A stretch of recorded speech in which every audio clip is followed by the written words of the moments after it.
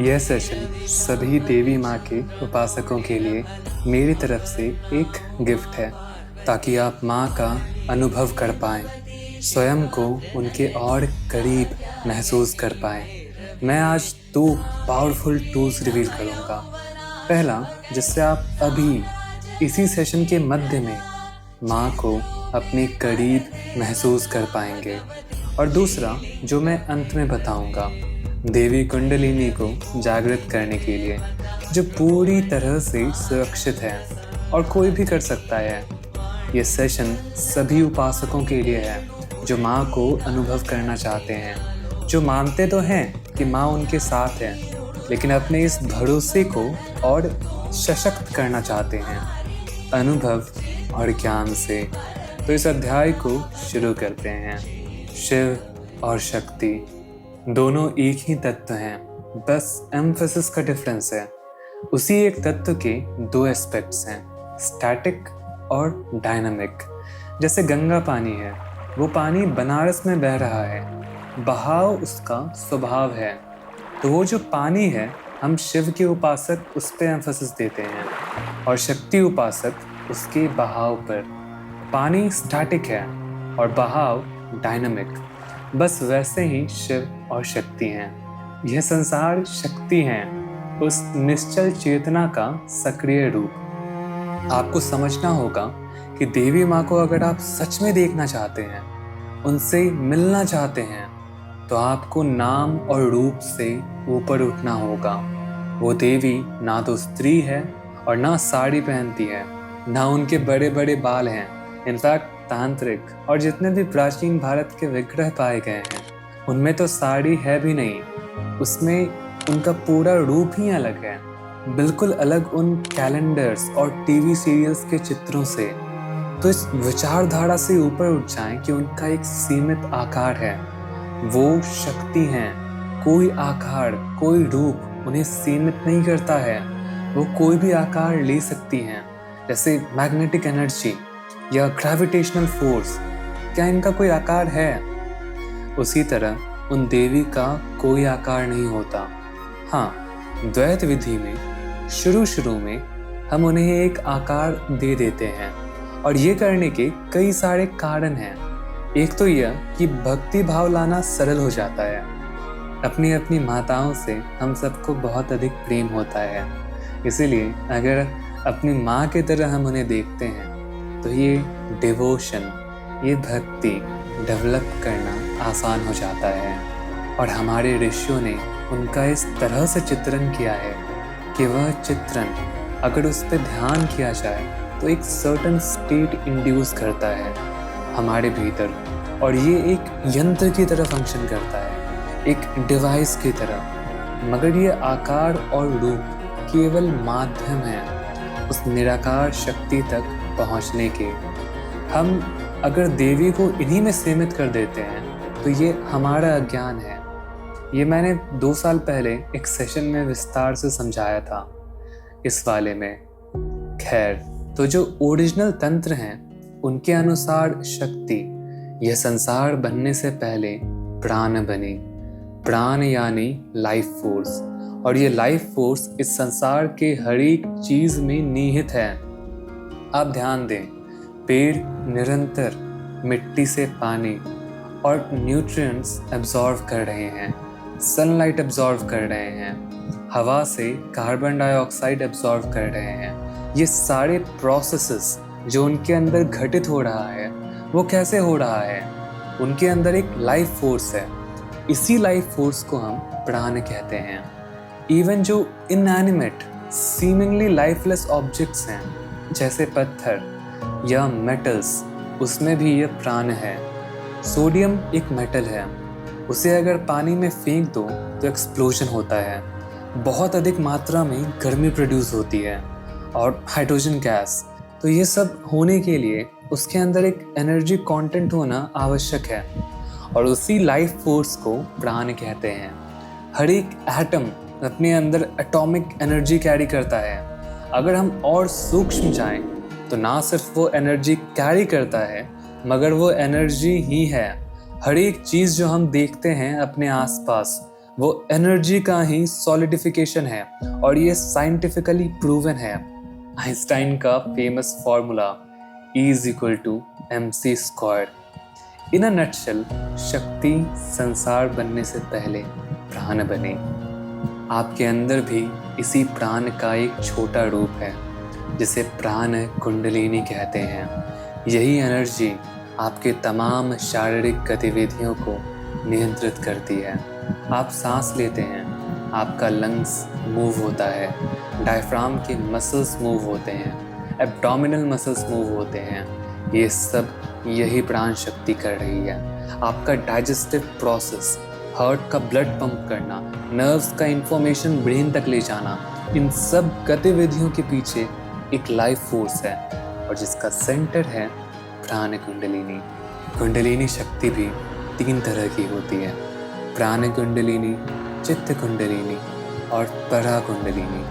जिस कुंडलिनी शक्ति को जगाने के लिए तरह तरह के योग क्रिया और ब्रीदिंग एक्सरसाइजेस और मुद्राएं बताते हैं आजकल हजारों गुरुज, उसे तंत्र में प्राण कुंडलिनी कहा जाता है। उसी को जागृत करने का मैं आपको आगे एक उपाय बताऊंगा। इससे पहले मैं आपका ध्यान इस ओर लाना चाहता हूँ कि आप अपने अंदर देखें। देवी शक्ति हर मोमेंट आपके साथ है। वो आपके इतने करीब है जितने करीब आपके सांस भी नहीं है। वह हर कुछ करवा रही है आपसे और हर मोमेंट आपकी रक्षा कर रही है। ये लाइफ फोर्स, सोते हुए भी आपके अंदर सभी प्रोसेसेस होते रहते हैं। आपका डाइजेशन हो रहा है, आपका हार्ट और लंग्स चल रहा है, एंटीबॉडीज हर मोमेंट बन रहे हैं, वाइट ब्लड सेल्स हर मोमेंट फॉरेन पार्टिकल से आपकी रक्षा कर रहे हैं और ये सब उन्हीं की शक्ति से। और आप अज्ञानतावश यह मान लेते हैं कि माँ आपके साथ नहीं है। आप ये सोचने लगते हैं कि आप खुद अपनी रक्षा कर रहे हैं, कि आप अकेले हैं।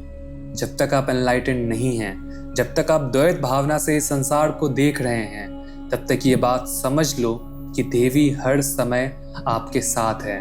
अगर वो एक मोमेंट के लिए भी आपको छोड़ देती है तो आप कहीं के नहीं रहेंगे, ना आपकी बुद्धि काम करेगी ना शरीर।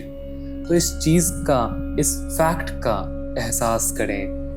मैं चाहता हूं कि आप आंख बंद करें, 2-3 धीमी और गहरी सांसें लें और छोड़ें। आपका पेट फूल रहा है और संकुचित हो रहा है।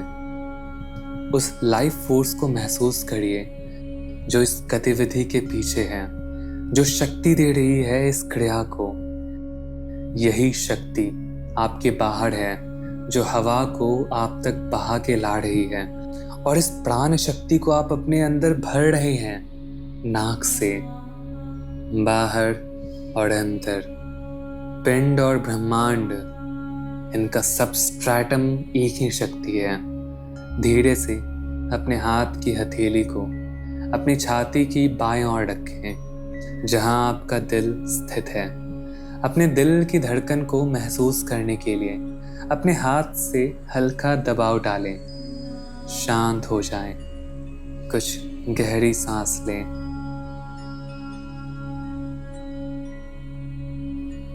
और आपको एक लयबद्ध धड़कन सुनाई देगी।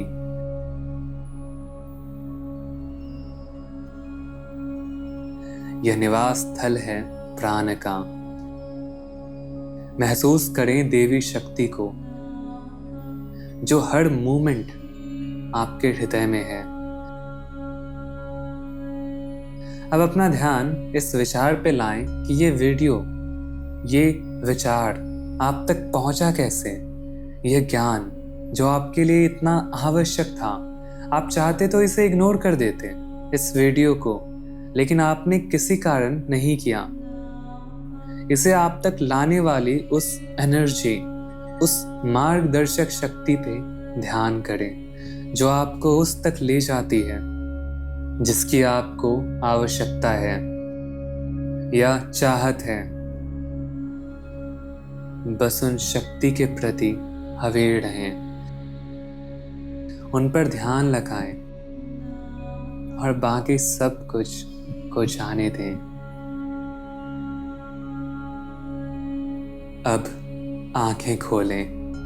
देवी माँ शक्ति रूप में हर पल आपके साथ है, आपका मार्गदर्शन कर रही है, आपको जीवित रखे हुए है, स्वस्थ रखे हुए हैं। फिर भी आप ये कहते हैं कि देवी आपको दिखाई क्यों नहीं देती, महसूस क्यों नहीं होती। आपने कभी अपना ध्यान इस ओर लाया ही नहीं। आप अभी उस जगह हैं जहां आपको होना चाहिए था। अपने लाइफ को देखें, हर आवश्यक चीज़ आपको मिली है अपने जीवन में। जो भी आपने माँ से मांगा और जो लॉन्ग टर्म में आपके लिए सिग्निफिकेंट था, वो आपको मिला है। मैं तो बोलूँगा कि आप एक नोट बनाइए उन चीज़ों का जो आपने भगवती से मांगा है, और फिर काउंट करिए कि उनमें से कितने देवी ने दिया और कितने नहीं दिया। आप पाएंगे कि पहले वाले की संख्या कई गुना अधिक है। तो ये समझें कि देवी का प्रेजेंस हमेशा आपके साथ है। आप चाह के भी उनसे अलग नहीं हो सकते, वो चाह के भी आपको खुद से अलग नहीं कर सकती, क्योंकि वो आपकी माँ है। खैर, मैंने प्रॉमिस किया था आपको एक मेथड बताऊंगा प्राण कुंडलिनी को जागृत करने का, तो यह सांसों से ही होगा। शिव बताते हैं विज्ञान भैरव तंत्र में, मरुतो अंतर्बाहिर्वापि व्यद युग्मान विवर्तनात् भैरव्या भैरव्यस्थितम भैरवी व्यज्यते वपु। शिव कहते हैं कि इस विधि से भैरवी जागृत होती है और भैरव तक हमें ले जाती है। तंत्रों में कहा जाता है कि भैरवी यानी देवी शिव का मुख है। शैवी मुखम ही उच्यते, यानी वो गेट है, प्रवेश द्वार, जिससे होके हम शिव तक जाते हैं। तो बिना माँ के हम पिता तक नहीं पहुँच सकते। ये जो उपाय शिव बता रहे हैं, ये देवी को अनुभव करने के लिए ही है, जिससे एट द एंड हम भैरव तक पहुँचते हैं। ये शाक्तोपाय है, यानी शक्ति का उपाय, आप सभी देवी के उपासकों के लिए। तो उपाय क्या है?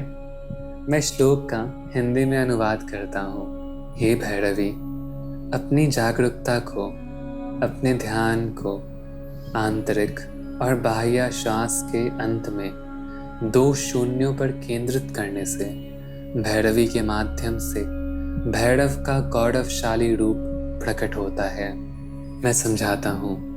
आप सांस अंदर लें और फिर छोड़ें, मगर ध्यान दें कि इनकमिंग ब्रेथ जब आउटगोइंग ब्रेथ बनती है तो उसके बीच में एक महीन सा क्षण होता है, एक बिंदु, एक ट्रांजिशन पॉइंट, जहाँ इनहेलेशन एक्सहेलेशन बन रहा होता है। दोनों सांस का सेंटर वो कुछ 1 सेकंड से भी कम की अवस्था होती है, और वहाँ ना सांस अंदर जा रहा होता है ना बाहर आ रहा होता है, वहाँ शून्य होता है। उस शून्य पर ध्यान को बनाए रखना है, सांस पे नहीं, सांसों के बीच के शून्य पर। सांस लिया, शून्य, सांस छोड़ा, शून्य, सांस लिया, शून्य, ऐसे इस शून्य पर ध्यान बनाए रखना है। और इससे क्या होगा? ये जो एक्सहेलेशन और इनहेलेशन है, यानी सांस का छूटना और सांस लेना, इन्हें प्राण और अपान वायु कहते हैं। प्राण यानी वो सांस जो लगभग हृदय से शुरू होती है और नाक से 12 उंगली की दूरी पे जाके खत्म हो जाती है। इस 12 उंगली की दूरी को द्वादशंता कहते हैं, which literally translates to the end of 12। आप नोटिस करना कि जब आप सांस छोड़ते हो तो वो नाक से 12 उंगली नीचे जाके खत्म हो जाती है, लगभग इसी डिस्टेंस पे, और ये शुरू होती है हृदय से। इस वायु को, इस एक्सहेलेशन को प्राण कहते हैं। अपान इसका उल्टा है, ये शुरू होता है द्वादशंता से, यानी नाक के 12 उंगली दूर से, और इसका अंत होता है आपके हृदय पे। जब आप प्राण और अपान का मंथन करते हैं, यानी इसके केंद्र पर ध्यान को स्थित करके रखते हैं, तो ये दोनों तरह की वायु गायब हो जाते हैं। ना प्राण रहता है ना अपान, और इसके बदले एक तीसरे तरह का वायु आपको महसूस होता है, सामान वायु, आपको महसूस होगा कि प्राण और अपान एक हो चुके हैं, सामान हो गए हैं। इस मोमेंट सुषुम्ना नाड़ी खुल जाती है। फिर भी आपको प्रैक्टिस करते रहना है और धीरे धीरे होगा क्या, जैसा मुझे महसूस हुआ था। मैं आपका तो नहीं कह सकता क्योंकि हर केस में एक्सपीरियंस अलग अलग होता है, लेकिन मोस्ट प्रोबेबली यही होगा कि ये सामान वायु आपको नीचे जाते हुए महसूस होगी और फिर वो नीचे से सुषुम्ना नाड़ी में प्रवेश करेगी। सुषुम्ना अर्थात वो नली, वो पैसेज जो आपके मेरुदंड के मध्य में होता है। सामान वायु इस सुषुम्ना में प्रवेश करेगी और ऊपर की ओर बढ़ना शुरू करेगी। इस मूवमेंट को कहते हैं प्राण कुंडलिनी का जागृत होना। तब सामान वायु उदान या उड़ान वायु बन जाती है, अर्थात जो ऊपर की ओर उठ रही है। और ये उदान वायु जब हृदय के ऊपर उठ जाती है, अनाहत चक्र के भी ऊपर, तब इससे व्यान कहा जाता है। और तब सही मायने में भगवती कुंडलिनी जागृत हो जाती है।